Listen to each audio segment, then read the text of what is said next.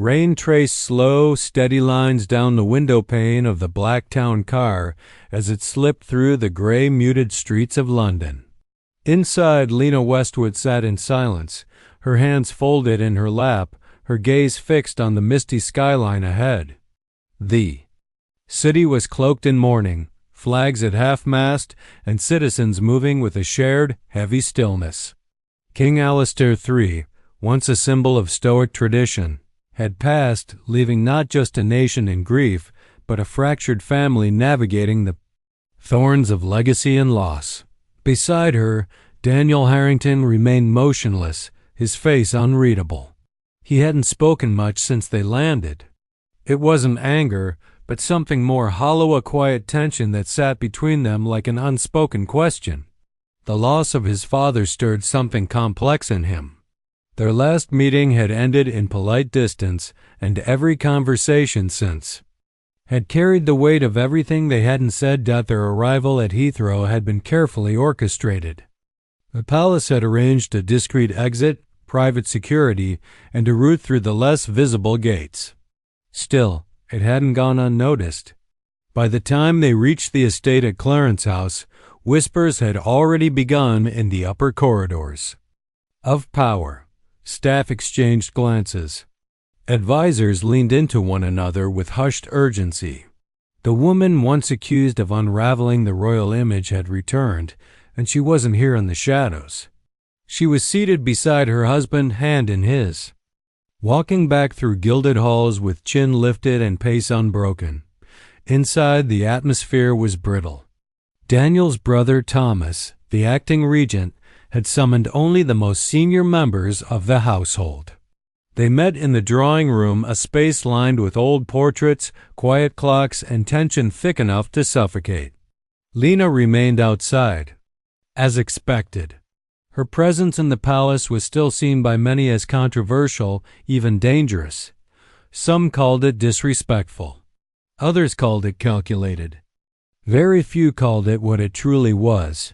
Necessary. Daniel stood at the center of the room, his back straight, hands clasped. He listened to Thomas speak about optics, about tradition, about the delicate balance that must be maintained in times of national sorrow. But Daniel didn't blink. He responded not with defiance, but with clarity. He reminded them that he had returned not for the cameras or for ceremony, but for his father. And wherever he went, Lena would go too. That evening, as the rain continued to fall, Lena walked the long corridor toward their private suite. Footsteps echoed around her, bouncing off marble floors and tall, painted ceilings. She passed portraits of monarchs long gone and paused for a moment at the oil rendering of Queen Isadora, the only one who had once taken her hand without hesitation. Then she moved on. Behind her, the doors of the palace whispered shut, and the storm outside mirrored the one within. By sunrise the next day, the press had exploded with fury. Headlines shouted from every direction, plastered across the front. Pages of tabloids and respected broadsheets alike. Pundits dissected every possible implication of Lena Westwood's presence at the center of the royal mourning period. It wasn't simply commentary. It was outrage. One broadcaster called it a national insult. Another claimed it mocked the solemnity of King Alastair's legacy. Social media turned into a frenzy of debate, accusation, and polarized loyalty. In corners of the palace, the tension thickened like storm clouds preparing to break. Inside Clarence House, Lena remained still as ever, nursing a lukewarm cup of tea she had no intention of finishing. She had seen the coverage. She had read the words. It didn't surprise her, not anymore. But Daniel's silence did. He had always been calm under pressure. But this quiet was heavier than usual. Daniel stood by the window, arms crossed as he watched the garden below, brows drawn together. The very people who had once cheered for their wedding now called for Lena to be removed from the front row of his father's funeral. It was as if grief had become an invitation for judgment, a stage for old bitterness to be revived under the guise of tradition. An advisor entered the room cautiously, holding a folder filled with new press clippings and public statements from MPs demanding clarity on Lena's role. Without turning from the window, Daniel waved him away. He had no interest in entertaining their fear-driven suggestions. When another aide, braver than the last, proposed reassigning Lena to a less visible seating arrangement for the sake of optics, Daniel finally moved. He stepped away from the window and looked the man square in the eyes. Then he turned and walked out, offering nothing but the sound of his footsteps in return. Lena remained seated as Daniel returned minutes later. She looked up at him, her expression unreadable.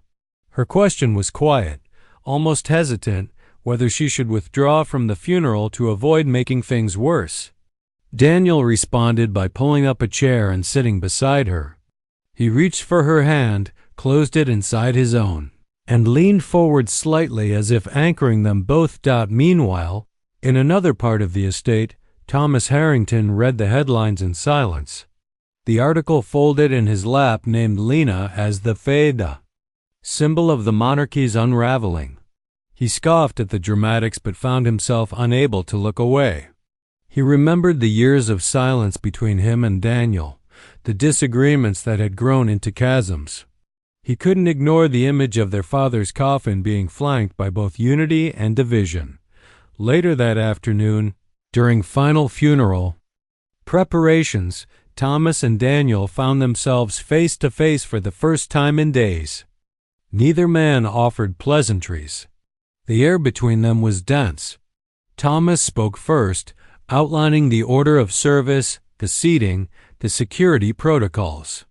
Then he paused before mentioning Lena, his voice tightening. Daniel didn't argue. He simply made one thing clear: he would not sit anywhere. His wife could not sit beside him. Thomas didn't respond immediately. He just turned back to the papers before him, nodding once, almost imperceptibly. The conversation ended there, but the message lingered. That night, as Lena and Daniel sat in their private suite in silence, the storm outside beat harder against the windows. The fury beyond the gates had grown louder, but inside those walls, their unity remained intact. The rain had finally given way to a moody sky, streaked with bruised clouds and streaks of hesitant light. Inside the royal residence at Balmoral House, the mood mirrored the weather: unsettled, restrained, and brittle at the edges. The drawing room, usually reserved for quiet evenings and whispered counsel, had become Thomas Harrington's war room. Documents were scattered across the grand desk, and a heavy crystal tumbler sat half-drained beside a stack of unread briefings. Thomas paced slowly, his movements sharp, measured. The silence of the room was disturbed only by the sound of his leather shoes against the hardwood floor. His eyes scanned the funeral program again and again. There it was, Lena Westwood's name printed neatly beneath Daniel's, designated for the front row of the Abbey among the senior royals. That single line felt like a splinter under his skin. The morning's news had only deepened his frustration. The press was in uproar, and the public divided. Petitions had begun circulating, demanding her removal from the official funeral procession. It had gone beyond family now, it had become political. Embarrassing. He gritted his teeth at the memory of a meeting earlier that day where foreign dignitaries had subtly inquired about Lena's role. Even they didn't hide their curiosity. He poured another glass of whiskey and sat heavily in the leather armchair near the hearth, staring at the fire that crackled but gave no warmth. It wasn't hatred he felt toward Lena, not exactly. It was betrayal. Years ago, his family had opened the gates to her, and when the walls buckled under scrutiny, she hadn't defended them. She had walked away and spoken loudly on her way out. Now she was back, at the heart of it all. And the world was watching. He stood again, no longer able to sit still. The need for confrontation bubbled inside him, unstoppable. Without waiting for counsel or guards, he made his way down the corridor toward the guest wing. The palace was quieter than usual, the kind of silence that lingers before something breaks. Daniel opened the door before Thomas could knock, as if he had known he was coming. The two brothers stood in the threshold for a long moment, neither moving. Then Thomas stepped inside, shoulders squared, voice low and clipped. He didn't ask how Daniel was. He didn't pretend this was a civil visit. Instead, he began listing the offenses, how the monarchy had bent backwards for Lena, how the country was outraged, how their father's memory deserved better. Daniel listened without interrupting.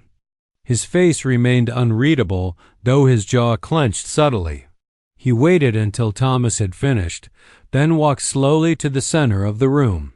He reminded his brother, with a level tone, that their father had written to him before his death letters, filled with regret, with apologies, with wishes for peace. He spoke of how Alistair had asked him to return when the time came, and now the time had come. Thomas didn't respond. The fire behind his eyes flickered, but he said nothing. He simply turned and left the room, his footsteps receding into the hall like an echo that refused to fade. Back inside, Daniel closed the door quietly, then sat at the edge of the bed. He rubbed his hands together, trying to chase away the cold that had settled in his chest. Lena entered from the adjoining room, having heard the muffled voices, and sat beside him without a word. For a long while, neither of them spoke. But the silence wasn't empty. It was full of everything said and unsaid, of choices made and wounds not yet healed. The morning of the funeral arrived cloaked in a heavy stillness, the kind that presses down on a city before the sound of bells. Westminster was dressed in solemn black, its Gothic towers outlined against a steel-gray sky.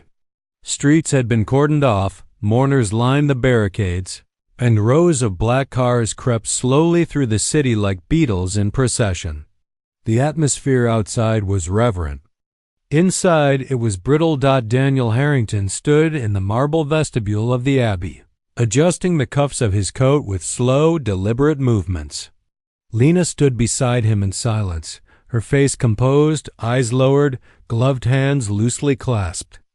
In front of her, the final arrangements had been made hours earlier. Against mounting pressure, the seating plan had remained unchanged.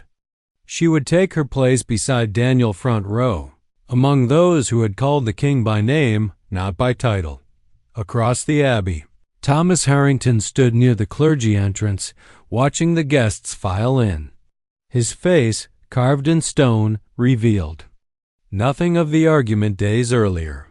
The weight of the monarchy now sat on his shoulders, though the crown itself had not yet been passed. Duty demanded composure, but the roiling in his chest was hard to bury.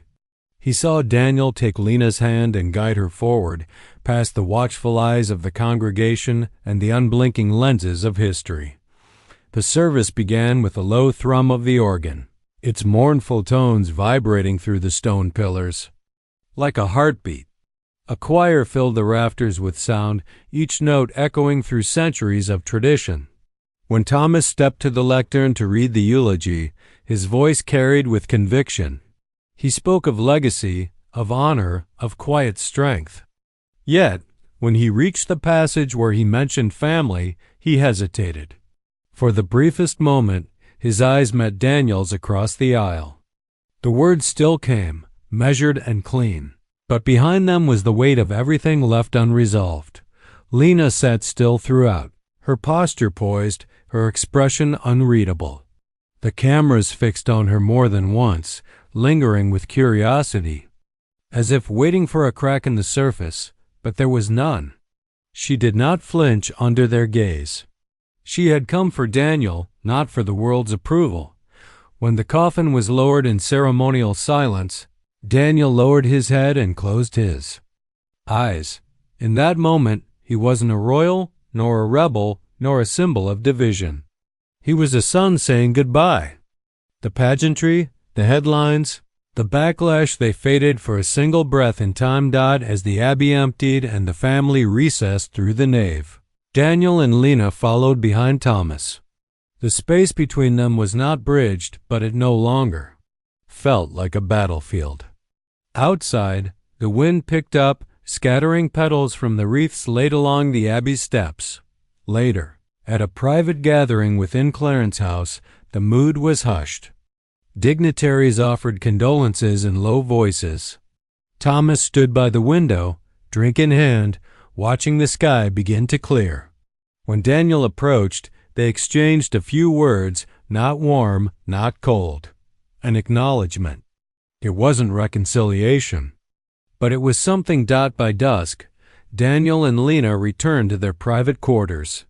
Archie and Nora were waiting, their voices a balm after a day of quiet tension. Daniel sank into the armchair with Archie on his lap, while Lena lifted Nora into her arms and kissed her forehead. The noise outside would continue. The headlines would persist. But inside those four walls, they had found stillness again. Not because the world had changed, but because they had chosen not to let it shape them anymore. A funeral had ended. A chapter had closed.